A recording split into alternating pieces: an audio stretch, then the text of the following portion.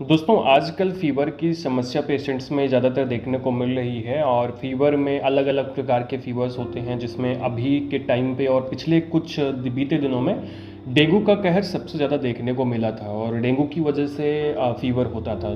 तो एक्चुअली आज की वीडियो में हम इसी टॉपिक पर बात करने वाले हैं। दोस्तों मैं हूं नीरज राय और आपका स्वागत है फार्मा हर्ट्स में। और आज की वीडियो में हम बात करने वाले हैं डेंगू फीवर के कंप्लीट ट्रीटमेंट के बारे में, डेंगू फीवर के बारे में, कैसे फैलता है, इसके सिम्टम्स क्या होते हैं, कौन कौन सी मेडिसिन दी जाती हैं, सीवियर कंडीशन में, नॉर्मल कंडीशन में कितने दिन तक ट्रीटमेंट चलता है, सारी चीज़ें हम लोग डिस्कस करेंगे डिटेल में। और चलिए वीडियो की शुरुआत करते हैं। दोस्तों सबसे पहले अगर बात करें डेंगू फीवर के बारे में, तो डेंगू फीवर एक्चुअली होता है डेंगू वायरस की वजह से। इस वजह से इसका नाम पड़ा था डेंगू। ठीक है, इसके पीछे और भी हिस्ट्री है बट अभी हम लोग हिस्ट्री के बारे में डिटेल नहीं कर रहे हैं। तो डेंगू फीवर के बारे में कहा जाए तो ये एक प्रकार का इन्फेक्शियस फीवर होता है, यानी कि जो संक्रमण से फैलता है और ये 7 से 8 दिनों तक अपना कहर रख सकता है, यानी आपके अंदर ये हो सकता है। दोस्तों मुख्य रूप से ये फीमेल एडीज़ मॉस्किटो के काटने के बाद होता है। जैसे जब ये एक बाइट काटती है तो उसके 5 से 7 दिनों के अंदर, 5 से 8 दिनों के अंदर आपको डेंगू फीवर के सिम्टम्स देखने को मिल सकते हैं। बाकी का जो दिन होता है वो इंक्यूबेशन पीरियड होता है। देखो डेंगू के फीवर का जो मच्छर होता है उसको पहचानने का एक तरीका है कि ये इसके ऊपर जेब्रा क्रॉसिंग टाइप की चीज़ें होती हैं, यानी जेब्रा के कलर के, यानी कि वाइट कलर के कुछ इस तरह से लाइनिंग होती है। आप इससे पहचान सकते हैं कि ये डेंगू का मच्छर होता है। दोस्तों ऐसे पेशेंट में आपको ज़्यादातर मात्रा में डेंगू के वायरसेस मिलते हैं। काजेस के बारे में बात करूं, यानी कारण जो इसका मुख्य होता है, तो ये मुख्य रूप से तो ये एडीज़ मच्छर के काटने से, जिसे एडीज़ इजिप्ट भी बोला जाता है, उसके काटने से होता है। लेकिन इसका मेन जो पैथोजन होता है वो होता है डेंगू वायरस। वायरस की वजह से ये बीमारी होती है। कभी कभी ये क्यूलेक्स मच्छर के द्वारा भी फैलाया जाता है। इसके साइन और सिम्टम्स की अगर बात करें कि आप इसे कैसे पहचान सकते हैं, तो वैसे तो बहुत सारी चीज़ें हैं दोस्तों, लेकिन इसमें सबसे मुख्य जो सिम्टम होता है वो होता है लो प्लेटलेट काउंट, यानी आपकी जो 1.5 लाख पर क्यूबिक सेंटीमीटर ब्लड में आपकी प्लेटलेट्स होती हैं, 1.5 लाख के करीब होती हैं, वो डाउन होते होते बहुत कम आ जाती हैं, 50,000 से नीचे तक आ जाती हैं। वैसे तो अगर अभी जाकर के आप अपना टेस्ट कराएं और अगर आपको थकान, आपका पेट थोड़ा सा टाइट हो रहा है, आपको थकान लग रही है, तो आपके बॉडी के अंदर वैसे भी प्लेटलेट्स काउंट डाउन होगा। लेकिन डेंगू में वो बहुत तेज़ी से डाउन होता है और बहुत ज़्यादा डाउन हो जाता है। तो ये एक मेन सिम्टम होता है। दूसरा दोस्तों, हड्डियों में दर्द होता है, जिस वजह से डेंगू फीवर को हड्डी तोड़ बुखार भी बोला जाता है। इसके अलावा आपको फीवर हो सकता है 100 to 102 डिग्री फ़ारेनहाइट तक पहुंच सकता है, 102 डिग्री तक हो सकता है। साथ में दोस्तों सबसे ज़्यादा इसमें बॉडी एक और जॉइंट पेन होता है, खास करके हर जॉइंट आपका दर्द होता है।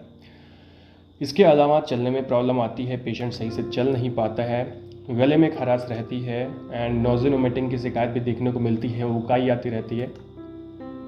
इसके अलावा हृदय गति धीमी पड़ जाती है, जिसको हम लोग ब्रैडिकार्डिया भी बोलते हैं, एंड डायरिया की भी समस्या आ सकती है, भूख ना लगने की समस्या आ सकती है। ये सारे सिम्टम्स होते हैं। साथ में दोस्तों इसकी जो क्रॉनिक कंडीशन होती है उसमें मीजल्स लाइक रैसेस शरीर पर पड़ जाते हैं, जैसे कि आपने थंबनेल में भी देखा होगा कि चकत्ते पड़ जाते हैं शरीर के ऊपर। वो नॉर्मल कंडीशन नहीं होती, वो क्रिटिकल कंडीशन होती है डेंगू में। एंड इसके अलावा मम्स भी महसूस हो सकता है, यानी कि आपको गले में उभार दर्द हो सकता है, गलसुआ के टाइप का। इसके अलावा दोस्तों डायसूरिया होती है, यानी कि ज़्यादा से पेशाब लगेगी और पेशाब में जलन होगा। साथ में कॉन्स्टिपेशन की भी समस्या देखने को मिलती है।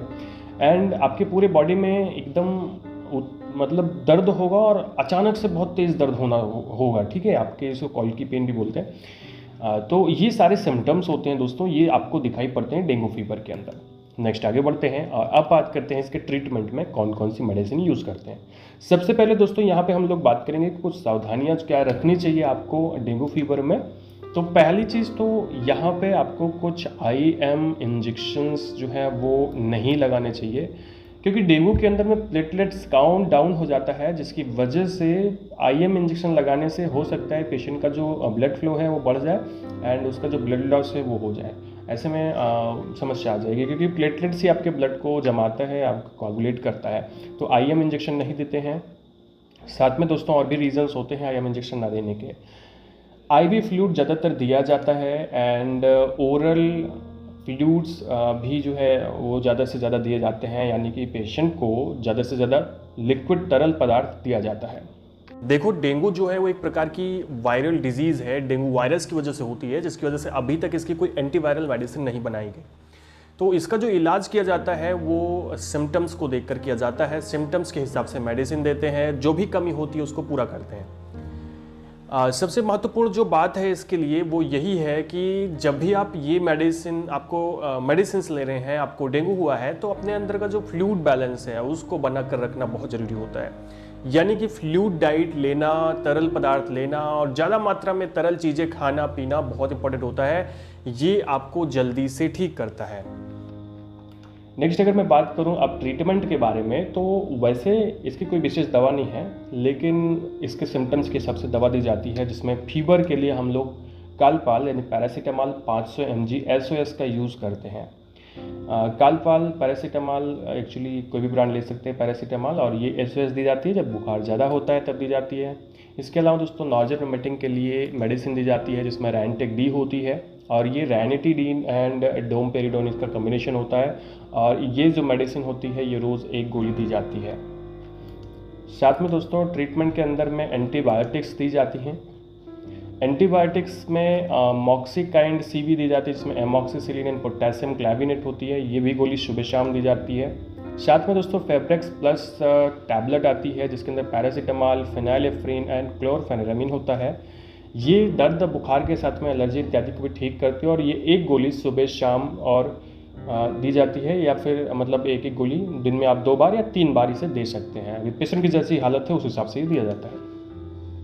इसके अलावा अगर हम सीवियर कंडीशन की बात करें दोस्तों, तो सीवियर कंडीशन में एंटीबायोटिक का इंजेक्शन दिया जाता है। इसमें 1.2 ग्राम का एमॉक्सिसिलिन एंड पोटेशियम क्लैविनेट IV दिया जाता है 1 बार।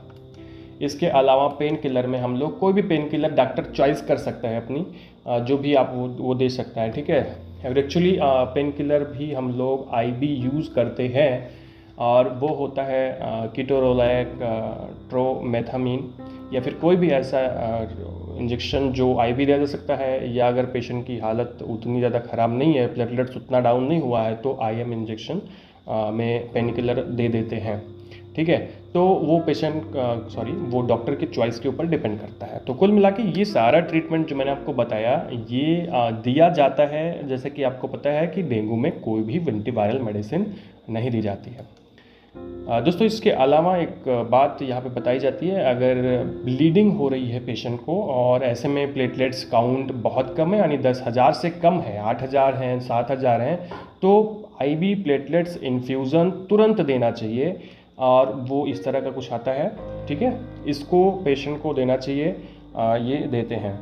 दोस्तों इसके अलावा यहाँ पे क्योंकि मैं एलोपैथिक में बात कर रहा हूँ डेंगू के ट्रीटमेंट के बारे में, तो मैं आपको बहुत सारी चीज़ें जो हम आयुर्वेदिक चीज़ों में कर सकते हैं, घरेलू नुस्खों में कर सकते हैं, वो मैं आपको नहीं बता सकता हूँ। तो उसको जानने के लिए हमारा दूसरा चैनल हेल्थ मुखिया ज़रूर सब्सक्राइब करें दोस्तों। उस पर हम जल्द ही डेंगू फीवर में यूज़ होने वाले सभी घरेलू चीज़ों के बारे में, आयुर्वेदिक चीज़ों के बारे में बात करूंगा, बताऊंगा आपको। जल्दी से उस पर वीडियो आएगा 2 से 3 दिन के अंदर, तो उस चैनल को जरूर सब्सक्राइब करना। लिंक आपको डिस्क्रिप्शन में मिल जाएगी। नाम फिर से सुन लीजिए, हेल्थ मुखिया चैनल, जिस पे आपको सारी चीज़ें आयुर्वेदिक चीज़ें मिलेंगी। तो दोस्तों पूरा वीडियो देखने के लिए बहुत बहुत धन्यवाद। वीडियो पूरा अच्छा लगा हो तो चैनल को सब्सक्राइब करिएगा, वीडियो को लाइक करिएगा, दोस्तों को शेयर जरूर करिएगा। हमें इंस्टाग्राम पर फॉलो कर सकते हैं, हमारा हेल्थ मुखिया चैनल एक बार जरूर देखिएगा। पूरा वीडियो देखने के लिए बहुत बहुत धन्यवाद। मिलते हैं नेक्स्ट वीडियो में।